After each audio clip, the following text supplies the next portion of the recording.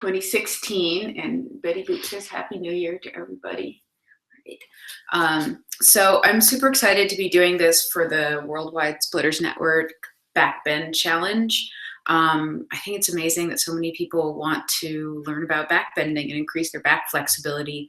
And I really hope that you guys take this challenge seriously, because backbending is amazing and really fun, but it's also something that, even more than working on splits, you really want to make sure you've got your technique down and you kind of have an idea of what you're doing, because pushing too much in your back in the wrong way can be a little bit dangerous.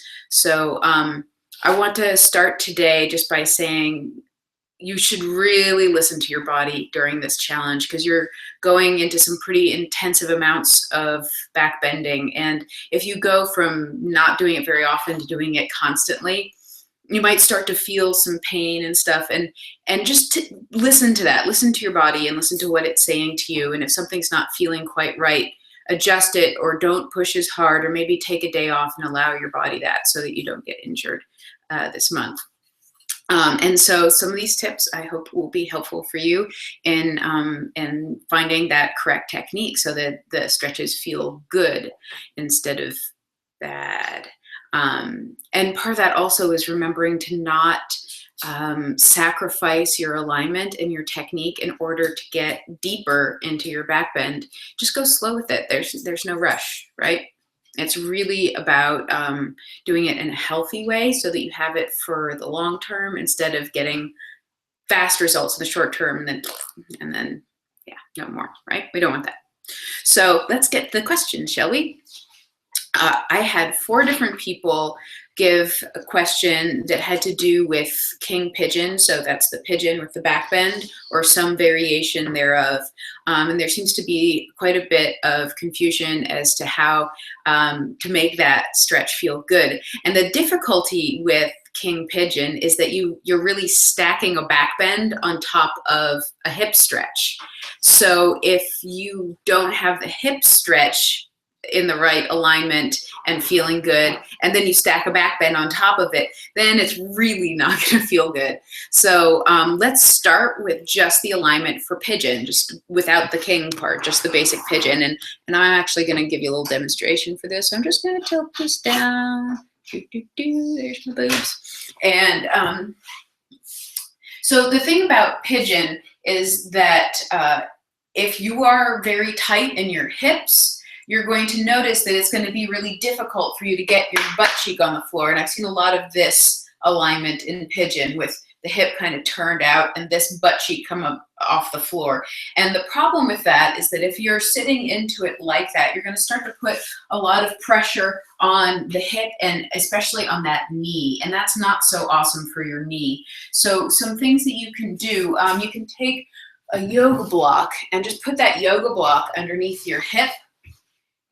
And that's going to enable you to go into the stretch without putting so much weight on this leg.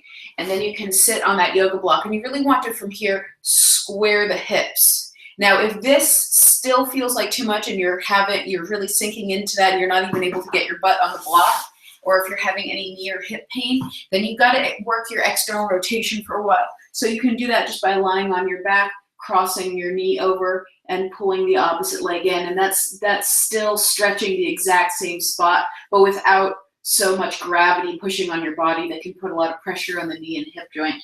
And it's nice during the stretch, go ahead and interlace your fingers in the opposite thigh, and you want to engage this butt cheek to push that knee away from you as the opposite leg pulls in. And that's going to help you get that rotation that you need in order to get deeper into your pigeon stretch. And let's say you've got your butt all the way down now, or you've got that block underneath. The alignment of this foot is going to vary depending on your flexibility. The further forward the foot is, the deeper the hip stretch. So if you're just starting out with this, go ahead and put that foot right back next to the other hip. And as your external rotation and your hip flexibility gets better, that foot will be able to come forward. But the important thing is to have your weight pretty even between both hips. So if you notice that all of your weight is sitting over onto your butt cheek of the front leg, you're going to want to really twist that back hip forward, pull the front hip back, and square your shoulders and your hips towards the front instead of having them open out. Because what happens is if you're open out to the side here, and then you start going into your back bend is already twisted there. And so you're starting out with the bad alignment from the hips, and then once you get into the back, it's going to all just get super wonky there. So if you are unable to sit in your pigeon with your hips square and your weight evenly distributed between both hips and your shoulders and hips facing forward, don't add the back bend yet. It's not going to work out very well, and it's going to cause a lot of pain and pressure on your hips. It's going to feel icky. So what you want to do instead, you can try working on that stretch by lying on your back, by putting something underneath your butt, get that stretch better, and then you can work on the back bend part from a lunge. And then let's talk a little bit about how that's going to work. Let me tilt this up just a tad more. Here we go. Someday I'm going to have a huge production studio for this with 12 different cameras and lots of space. But for now, we have my living room. So from here, it's really important to think about your pelvic alignment when you're starting this out. So one person, Yolanda, was asking about why this feels so yucky in both of her hips, both the hip of the front leg and the hip of the back leg in this position, going into the back bend. And the problem is that a lot of times when we go into lunge, the tendency is to just do this, right? To allow the pelvis to drop forward, and then you just sink down. And you can see there's a lot of arch in the back here and not actually much stretching in the hip. And the problem with that is I'm compressing into my hip joints when I do that. So my whole body weight is sinking in, and you can actually feel the way that that shortens and tightens the hips, which is kind of the opposite of what you want to be doing in the lunge. Instead, what you want to be doing, and I'm going to tilt this up one more time. Instead, what you want to be doing is tucking the pelvis under so that you have a lot of length through the hip socket here. And now my hips, this triangle in the front of my pelvis, my hips are aligned here. And this is the first step. And as you sink down into the lunge, you're not thinking, how close can I get this thigh to the floor? Because I can get my thigh a lot closer to the floor if I arch my back, but that is going to put that compression into the hip. You can also imagine that once I add the back bend, if my pelvis is tilted forward, my body has to go forward and then up and then back. I'm creating a much longer journey for myself to get my head back towards my feet, right? Instead, if I tuck the pelvis and then go back, then I'm just going up and then I'm going back over. So that's going to make it a lot easier to go deeper into the back bend because I'm going to be using the length of my hip flexors as well. And too often we think of back flexibility as just about bending the back. But really all of these positions that you're working on as part of this challenge, they are hips, they are back, they are upper back, they are shoulders, they are neck. All of the torso is working to create the shape. And if there's too much emphasis just on the back, you start to get that crunching and that compression in the lower back that can lead to injury and pain. And also it's just a lot less effective because you're only bending in one spot. You want the whole thing to bend. So you're going to be here in your lunge.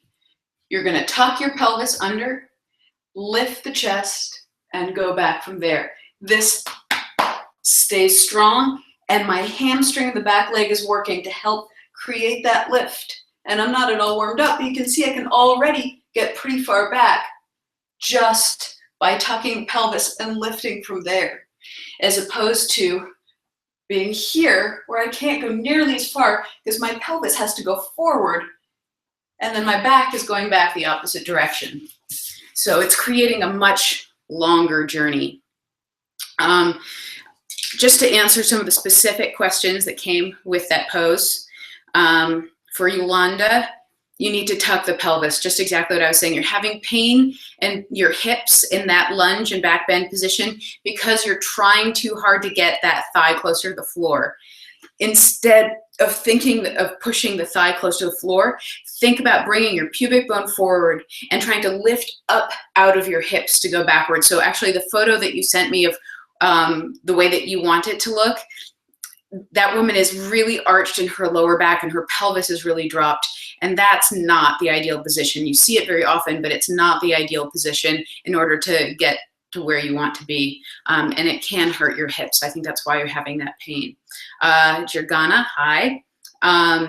For you, looking at the poses that you're doing, I would say you've got to stretch your pigeon separately from your back bend, because your pigeon is still way up off the floor. Your butt's way up off the floor. And you've got to work that external rotation of the hip. So the lying on the back and pulling the leg in, and working on sitting, maybe putting a block underneath your butt in that position.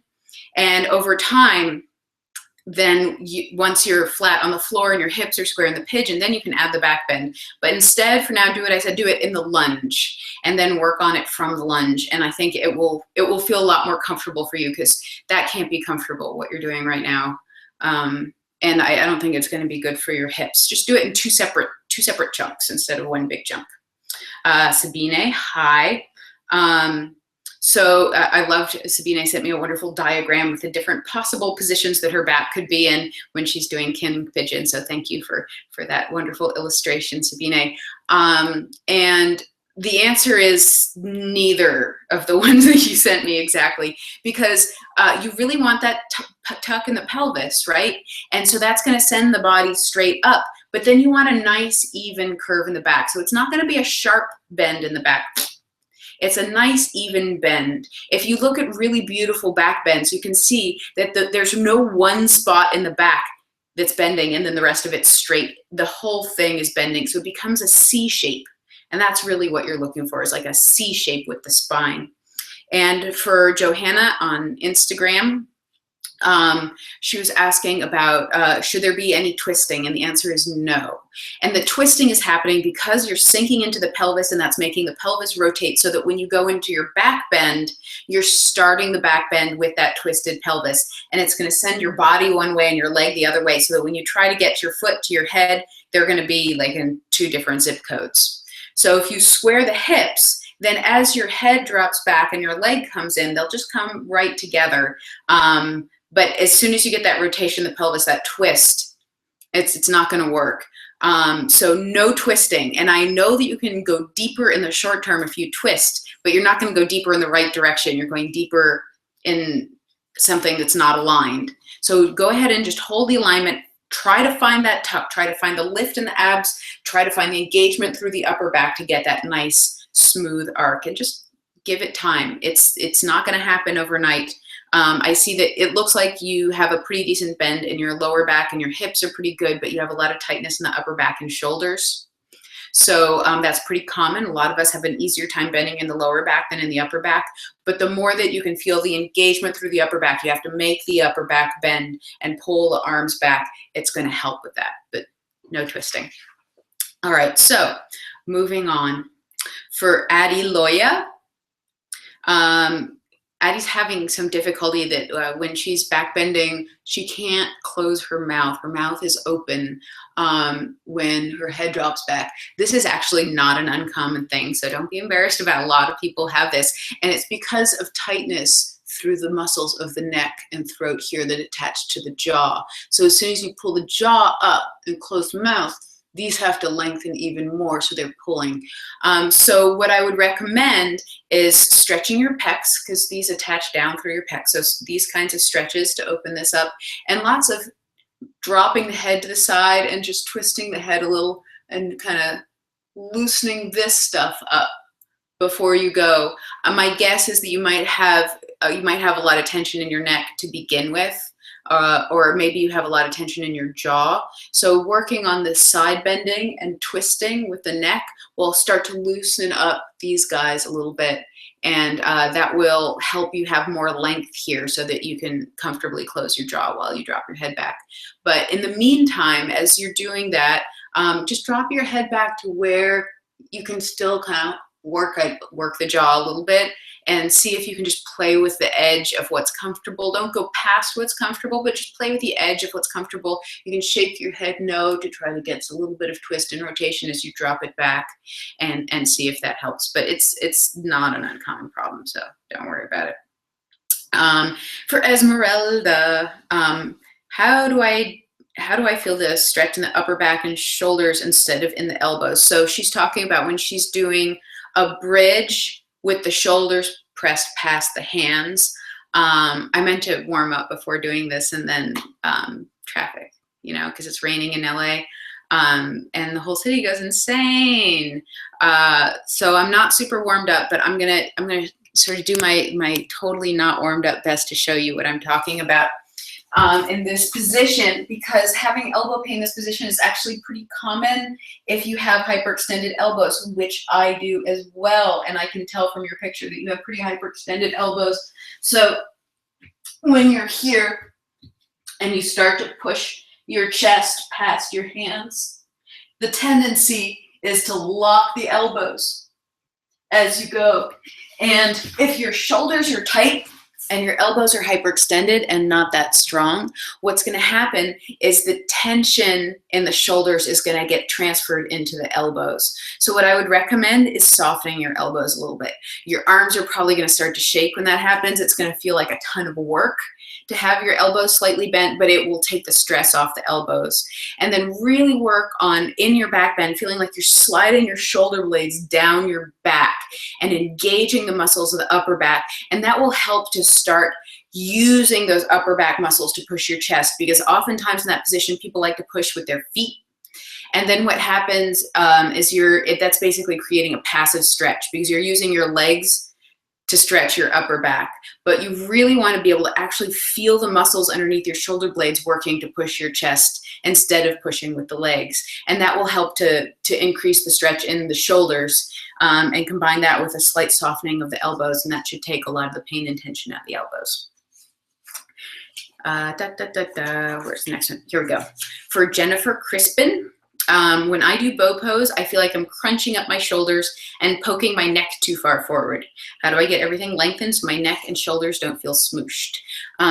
So Jennifer showed me a picture, and her shoulders in the bow pose are really internally rotated. So when you bring your arms up behind your back, you have the choice between being internally rotated, which means when the head of the shoulder comes forward and in, and being externally rotated, which is when the head of the shoulder turns back and out.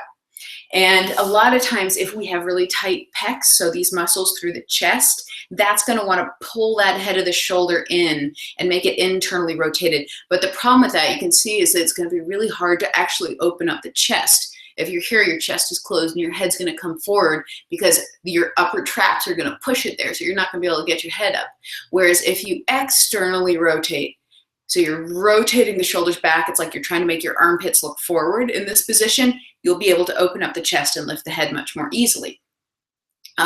If you have tight pecs, like I said, that can be hard. So you want to stretch those out before you do your bow pose. So you can put your hand on the wall with your arm extended and turn your body away and try to stretch out this whole area here. And as you're doing that, look for the desire of the shoulder to turn in. The shoulder may want to do this, but you want to keep pulling it back, back, back. Externally rotate the shoulder, and that will start to open this area up. And then when you're in your bow pose, really think about trying to turn your armpits to look forward.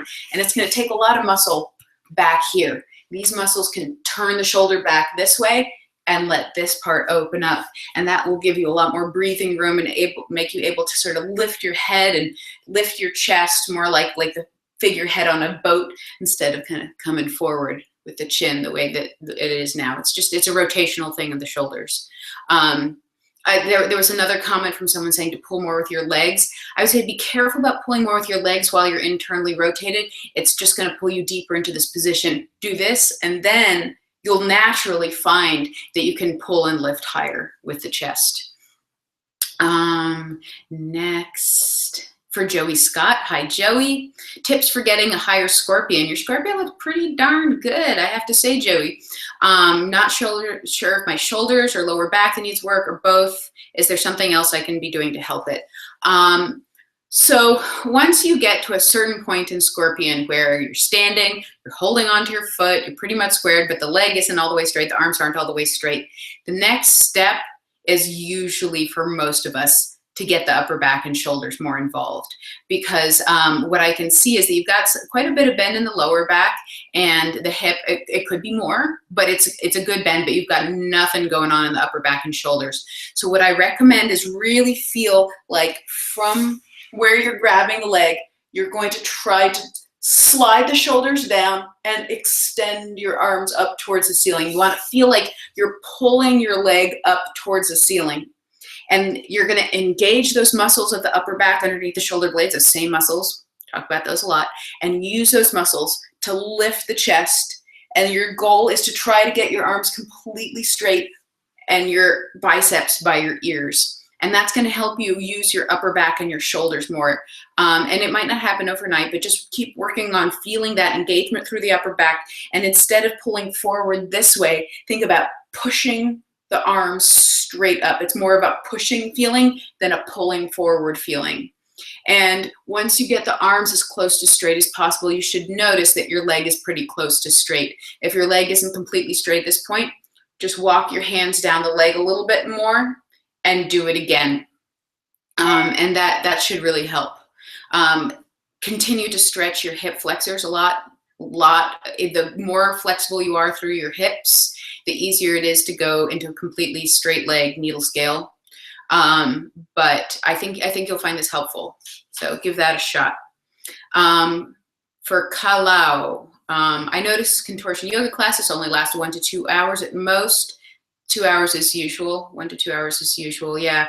I feel like most poses are rushed. I walk out of class feeling sore for pushing. Does someone else feel the same? Not in sync with the instructor? Well, I have a lot of different answers to that. I noticed you also mentioned that you're training in cold warehouses. I mean, a lot of circus classes happen in cold warehouses. So dressing up nice and warm, doing a really good warm-up. If you need extra warm-up, get there early and jump around. But 2 hours should really be enough to get through a basic contortion class. I mean, if you're going into doing, 2 hours, like another hour of handstands, then you start to add more time on. And I think that what might be happening for you is that you're overemphasizing passive flexibility and you're not warming up or you're not doing enough active flexibility. So if you have a really big difference between your active and your passive flexibility. So let's say that you have a massive oversplit, but you can barely lift your legs actively. You can't lift your legs and hold them in front of your face or be able to move your legs into different positions. If you have a really big difference between those two, it's going to take you a lot longer to get warmed up and you're going to be a lot more sore. It sounds like you're also getting pushed on a lot. You might be getting pushed on too much for where your body is, and you might need to focus more on strengthening and stabilizing your joints and doing more movement-based stretching instead of the passive smooshy stretching. Because that might be part of the problem. If I have students who are coming in and feeling like they just can't get warmed up and they're having a lot of pain and soreness, then generally I will not push on them at all. I don't push a whole lot in my classes anyway, because I think that developing your body's ability to do those positions, to make and hold and control those positions on its own, should be an important part of the training. So try doing more active flexibility stretches and see if that helps. I mean, at the very least, active flexibility, because you're using your muscles, is going to get you warm a lot faster. And if you try doing some more active flexibility in between your passive stretches, it will keep you warm. And I have certainly found in my own body that the more active flexibility I do, the less sore I get in the long term. I mean, normal muscle soreness, but not that deep, painful stretching sore. And I also just don't have to warm up for as long because my body has the ability to move into the positions a lot more easily. So I would recommend trying that out, and making sure that you get in a really good warm up for you. And everybody's body is different too. Some people don't need a lot of jumping around and warming up because their bodies run really hot. I don't have that type of body. If it's cold out and I'm in a cold warehouse, you better believe I'm getting there early and I'm doing a lot of burpees. So you need to find what works for you. And then your next question, for contortion stretches, bridges, elbow stand, chest stand, splits, and so forth, what is the recommended quantity of repetition and duration of hold per repetition for each pose at each level? There's no formula for this, I'm afraid. It is different for each person, and there are no set levels. You know, it's not like karate where, like, if you're a white belt, you do these tricks. If you're an orange belt, you do, not tricks, movements or combinations. For contortion, it's never been codified in that way. So it's difficult to say, you know, this is what makes you a beginner, this is what makes you intermediate. So I can't really give you a great answer to that. What I can say is that your body's going to tell you what it needs. And you can push yourself, but you only want to push yourself this much every day. If you do this consistently, you know, 3 to 5 days a week, and every day you push yourself just this much, then you will start to feel that improvement. You'll get better. If you do it once or twice a week and you push yourself this much, you'll probably be really sore and you'll get injured. So you find that edge of what your body's capable of doing, how long you can stay in a pose before you feel like you're gonna puke or die or pass out or shoot somebody in the head for making you stay in it longer. And you just find that edge and you're like, okay, this is my edge. And then maybe you back off a little bit, and then maybe you push a little bit harder, and you play along the edge. You just play along the edge of what your body is comfortable with. And that edge will slowly move. So I know this is a more nebulous answer. You're probably looking for some numbers, and I can't give them to you. Listen to yourself. That's the best advice I can give. This is a really personal process. Stretching it's personal, it's individualized. And that's part of why it's not codified, and I'm not really sure that it ever should be in that way. And I've noticed actually this about the challenge is that you have certain levels, beginner, intermediate, advanced, that are working on different poses. And one person can be intermediate in certain poses and still not intermediate in other poses. So try to take some of the judgment out of this for yourself. All of our bodies are different, and they're wacky, and they have, you know, their own set of trauma, or your body proportions can be different, or the way that you're strong in different ways. Everybody is different. So one pose might be like, yeah, I'm a total rock star at this one. This other one, I can't do this one at all. And, you know, laugh at yourself. Very important medicine. Okay, we got 2 more, guys. Bending My Life Away. Awesome Instagram name, is asking about doing a full camel. So she's on her knees all the way backwards here. Oh, I have the picture printed out. There she is. Oh, bending my life away. She looks pretty awesome. And she is asking how to feel this less in her lower back and get it more in upper back and shoulders. So like I was saying earlier, the lower back, because of the way the spine is shaped, it curves in at the lower back and then back out. This lower back area, the lumbar spine, and you can really see it on me because I am so hyperlordotic. So like if I just relax, this is my natural posture. So you can see how much this lower back bends. And then the upper back part naturally bends the other direction. It bends forward. And we all have this to a certain degree. Everybody's, again, a little bit different. But then the tendency, if you don't pay attention to it as you go into the back bend, is to just get all the bend happening in the lower back. And it just kind of goes smoosh. And then the upper back is like, what? I don't really need to do anything. This isn't cool. I don't like this, you guys. And so to make the upper back bend, you have to make it bend. And that means engaging the muscles of the upper back. And you want to think about sliding the shoulder blades down and then using these muscles underneath the shoulder blades to push the chest up to the ceiling. Now, when you're in that camel position, that means trying to push your shoulders over your hands. And like I was saying earlier, you don't want to push from your legs. You want to use the muscles of your upper back, sliding the shoulder blades down your back and then using them to push and lift your chest. So if you're in this position, you want to think about taking your chest and pushing it up that direction. towards your hands and towards the ceiling in that way, and using these muscles here of your upper back to make that happen. And then you'll feel the upper back working. But if you are just relaxing in the position, probably your body's going to go to its default, which is going to be bending in the lower back. The other thing is that if you are having any kind of lower back, and this holds for any of you who's doing any kind of back bending, if you're having pain in your lower back, you have got to engage more in your abdominal muscles. And that's how you control going down and up into back bends, coming in and out of these poses, is from your abs. So when you think about back bending, you don't really think about what muscles you're supposed to be using to control and contain that. Well, the abdominal muscles, especially the lower abs, are designed to hold up your back. And that is no different when you're back bending. So if you're relaxed, if your abs are just hanging out like a marsupial pouch, you know, then there are no muscles supporting your back in that position. And that's when you start to have that pain. It can start to feel a little bruisey and achy after a while. And you wake up the next morning, it kind of feels like someone hit you in the back. This is not what you want. And if you continue to push into that, you can end up with spinal problems. So really being able to find that abdominal engagement, that control, in order to go down and up into the back bend.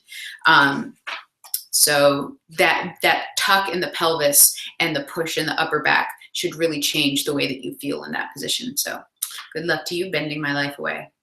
And then last is a question for Pama08, who is working on her chest stand. She has a picture of her doing chest stand in front of a Christmas tree. I'd show it to you, but it's dark and you guys wouldn't really see it anyway.